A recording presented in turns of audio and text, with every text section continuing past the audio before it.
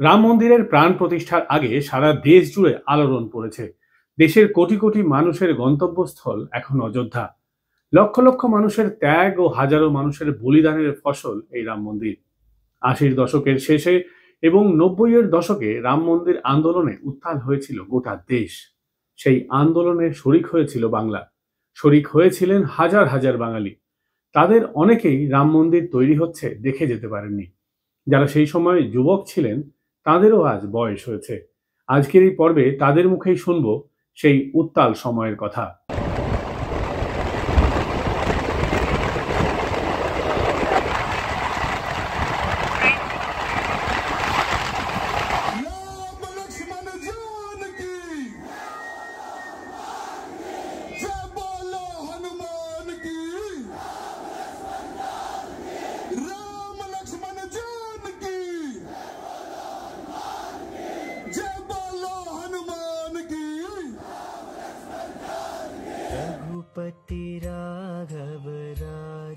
তখন আমি 21 বছর বয়স।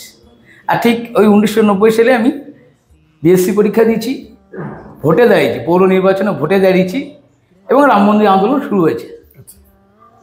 আমাদের লালকৃষ্ণ আডবাণীজির নেতৃত্বে রামরথ যাত্রা শুরু হয়েছে। তখন থেকে আমাদের খর্দা নগর বা খর্দা মণ্ডল, তখন অবিভক্ত মণ্ডল ছিল, সবাই মিলে প্রোগ্রাম করছিলাম যে আমরা কয়েকজন যাব অযোধ্যা কর সেবা করতে। সেই সময় আমাদের খর্দার এখানে যে সঙ্গের একজন খুব বয়স্ক কার্যকর্তা ছিলেন শৈলেন ভৌমিক, তার প্রচেষ্টা এবং আমাদের খর্দা পানিহাটি বা বিভিন্ন আমাদের ব্যারাকপুর জেলার সবাই মিলে বসে আমরা ঠিক করি যে এখান থেকে খর্দা থেকে কর সেবায় যাবে। আমার নামটা সিলেক্ট হয়েছে, আমি খুব খুশি হয়েছি। 28শে অক্টোবর 1990 সালে ভোর 4:30টার সময় আমি বাড়ি থেকে বেরিয়েছি। আমার জম্মুতে ট্রেন শিয়ালদা থেকে সকাল খুব সময় 10:45 না 11:45 ছিল টাইম। তার আগের দিন সিপিএমের মাতব্বররা বাড়ি বাড়ি এসে বলে গেছে, জানে আমার বাড়ি, বলছে কেউ যদি অযোধ্যায় যায় তাকে বাড়িতে ফিরতে দেবো না, এরকম হুমকি দিয়েছেন। সেগুলোকে উপেক্ষা করে আমি মা বাবাকে প্রণাম করে বেরিয়ে গেছি। 28 তারিখ আমরা যখন বেরোলাম জম্মুতে এক্সপ্রেসে, টিকিটটা আমাদের বাথরুমের ভেতর দিতে হয়েছে, ট্রেনের টিকিট। এই কারণে যাতে কেউ জানতে না পারে। পুরো শিয়ালদা স্টেশন আরপি এবং পুলিশ, লোকাল রাজ্য পুলিশ দিয়ে পুরো ঘেরাও। কোনো অযোধ্যায় যেন কোনো কর্সেবক যেতে না পারে তার বন্দোবস্ত করবে। তারপরে আমরা ট্রেনে উঠেছি, ট্রেনে পুরো ভর্তি কর্সেবক। এই কর্সেবকরা কেউ কারোর সঙ্গে কোনো রকম বাক বিনিময় করছি না, কথাবার্তা বলছি না, অথচ আমরা সবাই কর্সেবক, যাতে বুঝতে না। হ্যাঁ, যদি কথা বলি তো ধরে ফেলবে আমাদের। 28 অক্টোবর আমাদের ট্রেন ছাড়লো। আমাদের 29শে অক্টোবর বেনারসে আমাদের ট্রেন পৌঁছলো ভোরবেলা 3:40-45 নাগাদ। সবাই আমাদের ট্রেন থেকে নামিয়ে দিল। মৌলানা মুলায়ম সিং তার দলবল বাহিনী পুরো দাঁড়িয়ালা সব গার্ড দিচ্ছে, গার্ড পুলিশের সঙ্গে তারা রয়েছে, তারা গার্ড দিচ্ছে এবং সেই আমাদেরকে নামিয়ে দেওয়ার পর আমরা ভারত সেবাশ্রম সঙ্গে গেলাম। সেবাশ্রম কর্তৃপক্ষ বললো আপনারা এখানে থাকবেন না, তাহলে আমাদের সেবাশ্রম সঙ্গে একটু সমস্যা হয়ে যাবে। তো আমরা ওই ঠিক সামনেই আমাদের রাস্তা আছে, রাস্তার উপর বসে বললাম, আমাদের তুলে নিয়ে গেল, আমাদেরকে নিয়ে গেল গাজীপুর ITI কলেজে। আচ্ছা, অ্যারেস্ট করে আমরা যেহেতু রাস্তা অবরোধ করেছিলাম, ITI কলেজে নিয়ে যাওয়ার পরে আমাদের ওখান থেকে এই 8টা সাড়ে 8টা নাগাদ সঙ্গে 4-5 জন স্বয়ংসেবক আসলেন। তারা বললেন দেখুন 31শে অক্টোবর করসেবা হবে, কিন্তু যে হারে ব্যাপক হারে করসেবকদের বাধা দিয়ে আটকে দিচ্ছে, অ্যারেস্ট করছে, ওই দিনটা পিছিয়ে 2রা নভেম্বর করা হবে। তা আপনারা কে কে যাবেন? তা আমরা তখন 5-6 জনের একটা টিম করলাম, দুজন করে যাবো, ওখানে ঠিক করে দেবে স্বয়ংসেবকরা। এবার আমরা ওখান থেকে আকবরপুরে পৌঁছলাম 1 তারিখ রাত্রেবেলা। এবার আমাদের তো ওখানে সব তখন আচার্য ধর্মেন্দ্র, সাদি ঋতম্বরা, উমাভারতী, বড় বড় দিগ্দর্শক সিংহল সবাই ছিলেন। আমাদের ভাষণটা চলছে। এবার আমাদের বললো ঠিক হলো 2 তারিখে করসভা হবে, সবার আগে বাংলা থাকবে। আমরা করসভায় ঠিক আছে, সেই আমাদের মুখে চুন মেখে দিল, চুন মাখলাম, আর হাতে বস্তা, গামছা ভেজা, বস্তা ভেজা, এই নিয়ে যাওয়ার পরে আমাদেরকে বেশি না 10 মিনিট চলতে দিল। তারপরে ব্যাপক প্রথমে লাঠিচার্জ, তারপরে টিয়ার সেল, তারপর গুলি, এলোপাথারি গুলি। আমি আর কোথায় যাই, একটা সামনে একটা গোয়াল ঘর ছিল, ও গোয়াল ঘরে ঢুকে পড়লাম। ওখানকার একজন গ্রামের মহিলা, বয়স্ক মহিলা, সে বাইরে থেকে ছিটকানি দিয়ে দিল, চিকন দিয়ে বললো यहाँ पर চুপ হয়ে যা। সিআরপিএফ পুরো টহল দিচ্ছে, যেখানে পাচ্ছে ওপেন গুলি করে মারছে, মেরে বস্তা বালি বস্তা বেঁধে সরোজিনী নদীতে ফেলে দিচ্ছে। এরকম নির্মম অত্যাচার এগুলো আমি দেখতে পাচ্ছি না, আমি শুনছি।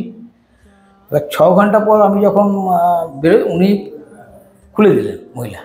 এবার হনুমান গড়িতে গেছি তো অলরেডি মাইকে অ্যানাউন্স হয়ে গেছে যে কলকাতা সাহেব বিভূতিনাথ ব্যানার্জি শহীদ হবে।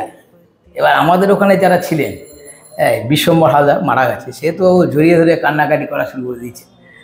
এ একটা আলাদা অনুভূতি, একটা আলাদা আনন্দ। এবং সেই জায়গাটা আমরা এখন মন্দির পাচ্ছি, ভগবানের ভব্য মন্দির, সেখানে ভব্য মন্দিরের ঝুপড়ি থেকে ভব্য মন্দিরে প্রতিষ্ঠিত হচ্ছে। এর থেকে আনন্দ কিছু নেই আমাদের। তো সেই আন্দোলন শরিক আমি ছিলাম, এই হিসাবে আমার নিজেকে খুব গর্ব করি। তখন আমাদের শান্তিলাল জৈন মারা গেছেন, আগে আমাদের বিজেপি কাউন্সিলর ছিল, পরে হয়তো তৃণমূলে জয়েন করেছিলেন। শান্তিলাল জৈন, পরে শুনলাম আমাদের রামকুটারি সৎকোটে আমাদের টিমের মধ্যে দুই ভাই মারা গেছে। পরের দিন আমরা ওই সরোজিনী নদী তীরে ঘি দিয়ে তার অন্ত্যেষ্টিক্রিয়া করলাম সবাই মিলে। তারপরে আমরা চলে এসেছি। দেহ পাওয়া গেছিল? হ্যাঁ, দেহ পাওয়া গেছে, আমরা দাহ করেছি এবং সম্পূর্ণ বৈদিক শাস্ত্র মতে, হিন্দু শাস্ত্র মতে দাহ করা হয়েছে।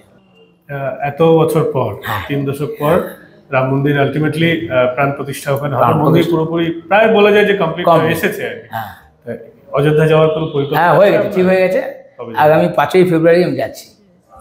কিভাবে যাবেন এখান থেকে? আমরা এখান থেকে জম্মু তাই এক্সপ্রেস ধরবো। ওখানে থাকার ব্যবস্থা? থাকা খাওয়া ফ্রি, আমাদের ব্যারাকপুর জেলা সংঘের থেকে ব্যবস্থা করেছে। সংঘও না, সংঘের লোকও যাচ্ছে, বিশ্ব হিন্দু পরিষদ থেকে আমাকে বলেছে। তবে রাম মন্দির এই শেষ নয়। করসেবক বিভূতিবাবুর মত, কাশী মথুরাকেও উদ্ধার করতে হবে, আর তার জন্য যে কোনো আন্দোলনে উনি শরিক হবেন। বুঝতেই পারছেন না, এত বড় একটা আন্দোলন রাম মন্দির, এরপরে কাশী, এরপরে মথুরা। কাশীতে আপনি যদি কোনোদিন যান, গিয়ে দেখবেন নন্দী মসজিদের দিকে মুখ করে রয়েছে। কখনো ভগবান আমাদের নন্দী মহারাজ ভগবান ছাড়া অন্যদিকে মুখ করে তাকায় না। মথুরা তো তাই, যেখানে শ্রীকৃষ্ণের জন্মস্থান, যে কারাগার, কংসের কারাগার, ওপরটা মসজিদ। এই হচ্ছে, এগুলো উদ্ধার হওয়ার প্রয়োজন আছে, এগুলো করতেই হবে। তার জন্য আমি যদি 80 বছর বয়সে যদি আন্দোলন হয়, সেই আন্দোলনের শরিক আমি হব। খড়দার বাসিন্দা এখনো নিজের চোখে দেখতে পান সেই সব দিনগুলি। সযত্নে জমিয়ে রেখেছেন সেই সময়ের যাবতীয় পেপার কাটিং। কার্যত চলমান ইতিহাসের সাক্ষী হিসেবে আজকের দিনে সকলকে শোনাচ্ছেন তাঁর অভিজ্ঞতা, এবং গর্বিত করসেবক হিসেবে তিনি জানিয়ে দিয়েছেন ফের যাবেন অযোধ্যার পর কাশী মথুরা পুনরুদ্ধারে।